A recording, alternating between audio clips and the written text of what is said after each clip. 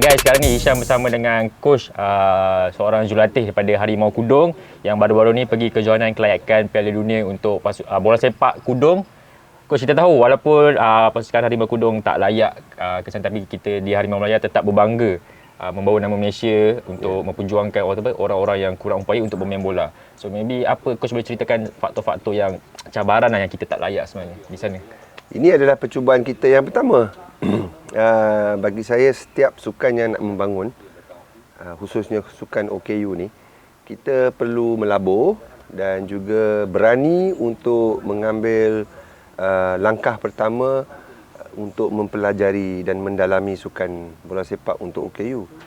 Jadi ada yang menyoal saya, kenapa kita beranikan diri pergi ke pentas yang tinggi macam tu. Jadi bagi saya ialah kalau tak pergi main dengan yang terbaik di Asia, jangan kata dunia lah, yang terbaik di Asia, dan tak melibatkan kos yang begitu mahal, apa salahnya, kan? Sebab kita tiada lawan yang seumpama di negara kita. So pengalaman menentang pasukan-pasukan hebat macam Jepun sebenarnya adalah pendidikan bola sepak lah bagi Harimau Kudung kita. Seperti yang saya cakap dengan budak-budak, walaupun kita tewas, tapi bila kita balik, orang Inggeris kata kan, what doesn't break you makes you stronger. So dah pasti kita dah menimba ilmu, dah mempelajari daripada negara yang dah main 10 tahun dulu tu, cara dia berlari, cara penggunaan peralatan tongkat, kan, lain daripada kita. Kita jenis sambung, dia punya sebatang terus. Okay. Jadi dalam satu perlawanan tu, kita patah tongkat lebih kurang 3 kali. Tapi dia tak patah tongkat, walaupun dia kayuh begitu laju tu. Jadi ini semua yang kita belajar dari sana, cara formasi, apa yang kita lihat dalam video ke apa, lain daripada aksi di padang, kan. Selain daripada itu, faktor-faktor bola sepak seperti kecergasan, umur, bola tu bulat sama je, kan. Itu boleh dibina, kan. Boleh kita bina melalui pengetahuan bola sepak. Tapi yang paling mahal tu ialah pengalaman menentang pasukan tu. Dia mengajar kita sebenarnya. Dia bukan menewaskan kita. Sebenarnya orang Jepun ni, dia mengajar kita supaya maju, kan. Jadi kalau kita tak belajar, kita salah lah. Tapi saya dan budak-budak saya, kita dah belajar. Dan saya senyum sebenarnya bila kalah. Bukannya marah ke, nangis ke, kan. Sebab saya kata, inilah yang saya tunggu, kan. Walaupun impian kita menetapkan impian kita untuk menggunakan bola sepak kudung untuk membawa pemain-pemain ni, pemain individu kudung ni untuk mengecapi Piala Dunia, tak kesampaian. Tapi bagi saya, inilah laluan pendidikan dia, kan. Percubaan pertama tak layak, tapi dalam masa setahun lebih daripada sekarang, kita ada percubaan yang kedua. Jadi kita dah ada ilmu untuk menentang pasukan lain. Saya nak kongsi pengalaman saya masa saya bawa pasukan bola sepak buta. Kita dikalahkan pasukan Iran 8-0 pada tahun 2009, ya. Pasukan bola sepak buta Malaysia lah. Ya. Okay. Masa tu saya penjaga gol. Oh, okey. Penjaga gol untuk pasukan bola sepak orang buta, sebab penjaga gol dia celik. Oh, okey. Pemain outfield dia buta lah. Oh, okey. Jadi saya penjaga gol masa tu tahun 2009, kena belasah 8-0. Tapi selepas 2 tahun saya lawan dengan Iran, kalah 1-0, kalah 2-0. Jadi itu menunjukkan kita dah maju. Kita dah tutup dia punya gap. Dah tutup gap dia. Ada progress lah. Yes, ada progress. So ini yang kita nak, kan. Bukannya kalah tutup kedai. Kalah tutup kedai. Kita pergi sebab kita ada hala tuju jangka masa panjang untuk merubah landscape bola sepak OKU lah. Jadi inilah pengalaman-pengalaman di Bangladesh dalam kejohanan kelayakan zon Asia Timur lah. Macam tu. Okay, coach, sebelum tim Harimau Kudung ke Piala Dunia, kita ada berjumpa. Ya. Coach Harimau Kudung ada juga mengumpul dana untuk projek tongkat untuk pergi ke Piala Dunia. Masa coach nak pergi ke Piala Dunia, adakah dana tu cukup ataupun Kalau tak cukup, ada menerima sponsor-sponsor daripada yang membantu Harimau Kudung ke Piala Dunia. Kita pergi ke Bangladesh serba kekurangan. Kita tak cukup duit sebenarnya.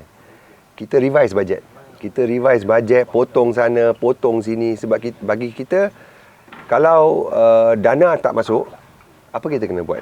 Takkan komplain, tak ada duit, tak payah pergi. So, cari solution.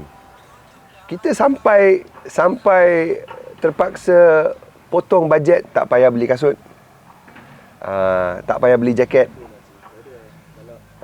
tak payah beli bola. Sebab bola bukan murah. Bola saiz 5 bukan murah. Bola yang elok 100 lebih. Kalau nak 20 biji, tak payah. Macam mana nak pergi kejohanan tu tak ada bola?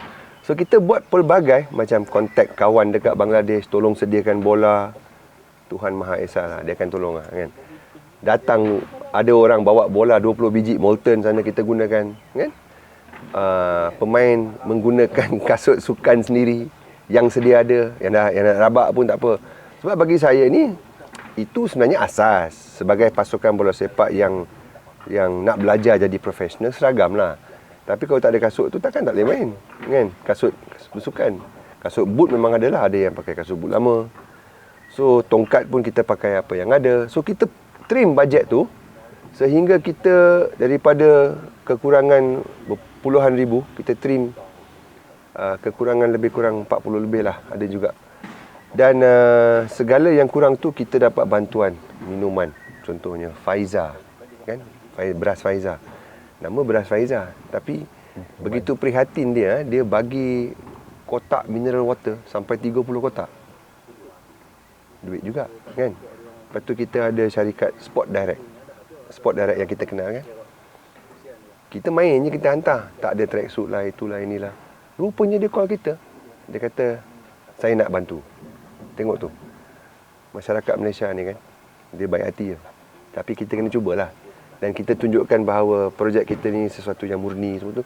Dia tak just jaket dengan seluar, kan. Lepas tu kita ada MBI Selangor, kita pergi minta kerajaan, dia ada bagi sikit. Majlis Bandaraya Petaling Jaya, satu hari sebelum kita bertolak, kita cuba dapatkan bas untuk bawa pergerakan semua tu. Ini cara saya suka hati nak berkongsi dengan di luar sana. Kita kena minta, kan, dan kita kena bukti yang ada pembangunan, bukannya datang dari langit tiba-tiba minta, kan. MBSJ menyediakan bas yang bawa pemain-pemain bola sepak tu, bas yang mewah tu. Dia bagi bas tu dengan pemandu dia untuk bawa pemain-pemain bola sepak ke KLIA, dan datang 3 pagi tu, bila balik pun dia datang tu. Jadi ini sumbangan komuniti dia. Dan ramai lagi sponsor. ISN contoh, kita minta bantuan perubatan daripada Institut Sukan Negara. Walaupun kita bukan sukan teras, tapi ISN prihatin. Dia kata, tak apa, dia nak pergi, saya hantar doktor saya, kan? Dan dia bagi perubatan semua tu. Inilah cara kita mengatasi segala kekurangan kewangan. Sebab semuanya bergantung pada bajet.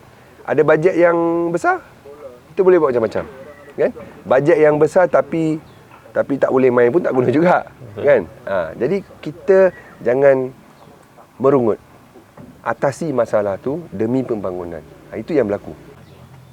Okey coach, kita tahu dekat Malaysia ni memang ramai rakyat Malaysia yang prihatin, yang bantu Harimau Kudung sendiri.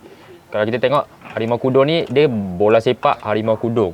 Dia di bawah satu badan dan nama bola sepak. Adakah FAM sendiri membantu juga Harimau Kudung sini ataupun tak ada langsung? Buat masa ni kita tidak bernaung ataupun menerima apa-apa sokongan lah, kan. Sebab bola sepak Kudung ni adalah bola sepak OKU yang belum ada lagi di bawah mana-mana agensi lah. Tapi saya pernah bentangkan dan memberitahu kepada FAM, iaitu apakah kepentingannya kepada bola sepak Kudung dari peserta kepada FAM. Kalau FAM menyokong kami, menyokong. Kita cuba bagi tahu pada semua orang kat luar tu, kalau OKU datang, orang macam kita lah, muka ni lah, datang nak jual idea, tak semestinya duit. Tak semestinya minta duit. Kita nak memperkasakan bola sepak kita dengan adanya kandungan-kandungan ni supaya memertabatkan contoh FAM kan. Oh, okey, orang kenal FAM. Oh, FAM sekarang ni macam contoh dia menjulang bola sepak OKU buta, pekak, fizikal, kudung, menaikkan kan. Kenapa saya bangkitkan isu ni bukan nak pecah siapa-siapa, tak ada. Macam contoh di UK kan. Sebab kenalan saya bagi tahu kan. Dia kata di UK, England FA ada 17 pasukan kebangsaan. Saya pun tanya balik, macam mana kau dapat 17 tu? Rupa-rupanya pasukan kebangsaan England senior dan bawah tu ada pasukan bola sepak pekak England, ada pasukan bola sepak kudung England, ada pasukan bola sepak CP England, ada pasukan bola sepak kerdil, ada pasukan bola sepak kudung. Kenapa itu boleh berlaku? Jadi kalau benda tu berlaku, sedikit sebanyak menaikkan nama persatuan bola sepak. Sebab apa? Dia mendekati komuniti bola sepak. Bola sepak dia yang punya kan? Betul. Bola sepak dia yang punya kan? Tak ada siapa yang milik bola sepak di negara kita. Persatuan bola sepak Malaysia. Jadi kita cuba menjalinkan. Dah kita pernah bentangkan 2-3 kali.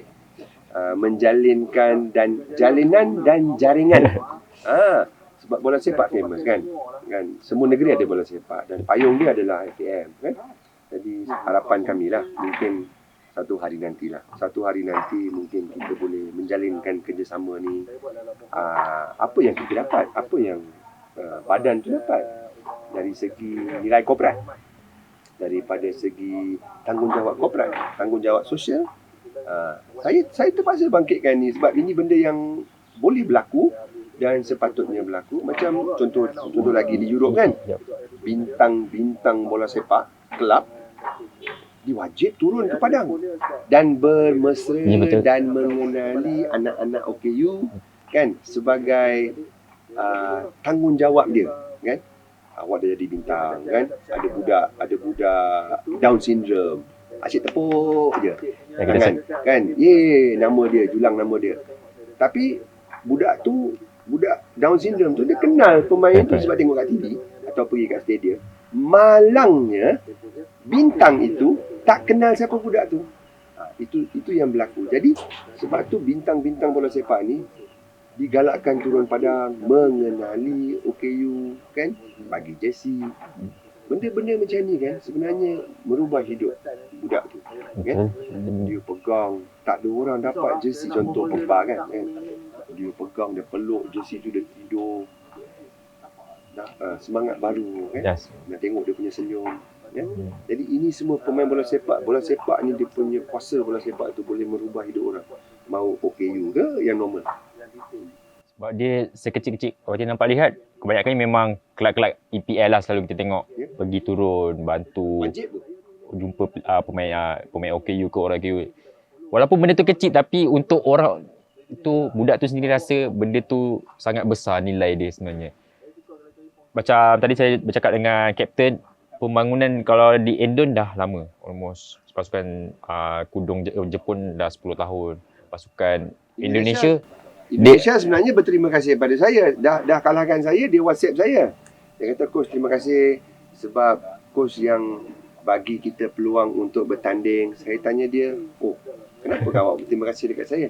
Sebab cerita dia ialah Malaysia mula dulu, tetapi kita kena tahu negara kita kecil. Indonesia, Jawa, Sumatera, katanya stok lah kan.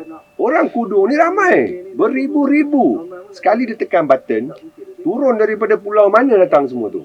Jadi beratus tak datang untuk selection. Kita kecil, tapi dapatlah dalam 70 orang seluruh Malaysia. Tapi dia boleh dapat 700.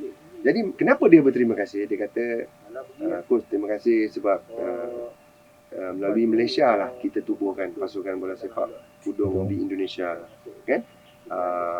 Dan dia punya pool of players ramai. Ada yang bekas pemain profesional Persib Bandung yang dah kehilangan kaki. Jadi asas bola sepak tu ada. Bukan bermakna kita ni tak ada lah. Kita pun ada juga pemain-pemain yang pernah mewakili sekolah, mewakili negeri, tak ada pun. Yang di daerah kot. Tapi dia stok dia lain. Dia ada pemain profesional yang pernah Persija kalau tak silap. Persib Bandung ada 2 budak tu. Jadi inilah dia punya, tengok kekurangan pada Persib Bandung contoh. Jadi modal pada bola sepak kudung Indonesia. Dan mereka kini bangga, tak boleh tidur, tak boleh percaya yang mereka dah layak ke Piala Dunia. Sebab dia ada pemain yang ada asas berkaliber. Jadi inilah yang kita akan buat di negara kita. Kalau kita tengok macam Jepun dah lama, dah 10 tahun.